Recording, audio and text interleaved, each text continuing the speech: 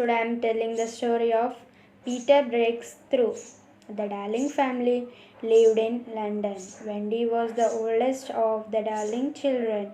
Joan followed her while Michael was the youngest. When she was younger, Wendy would often think that her parents would give her away as there were too many mouths to feed. Her father was extremely proud of her, but they never showed it. The family had a dog, a Newfoundland called Nana. They trusted her with their lives. Nana was their appointed nurse for the kids. All in all, the Darlings were the simplest, happiest family in London until Peter Pan came. The Darling children often threw off Neverland, which was more or less as island with vibrant colors and clear water surrounding the islands with coral reefs. Peter Pan lived here with Tinker Bell, a tiny fairy. For each child, Neverland had something different. John, for instance, had flamingos in his Neverland, which would fly over London while he shoot at them. Michael, who was small, had a flamingo with lungons flying over it in his mind. John lived in a boat turned upside down on the sands. Michael in a wigwam. Wendy in a house of leaves, deftly swan together. Specifically, Mr. Darling would question them about Peter Pan. She knew nothing of him, yet it was always there in the minds of their children. When Wendy was questioned about him, she sadly attempted that he was strange. But my pet, who is he? Asked Mr. Darling.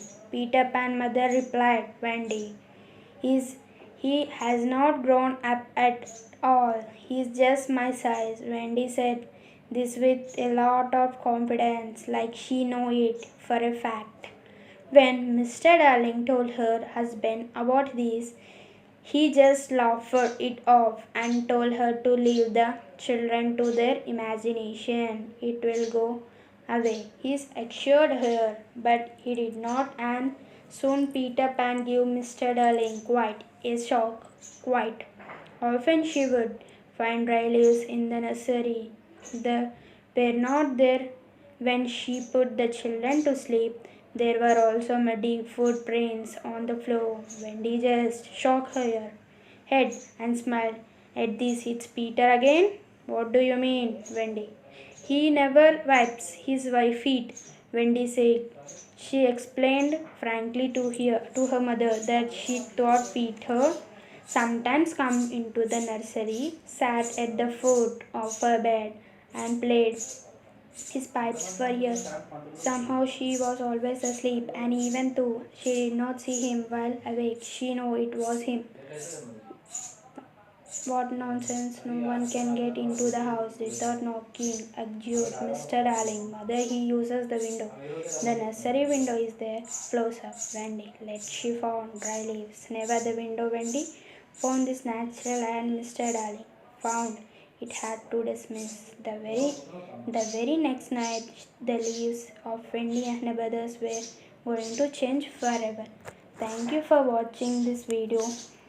Like and share, comment and subscribe to my channel.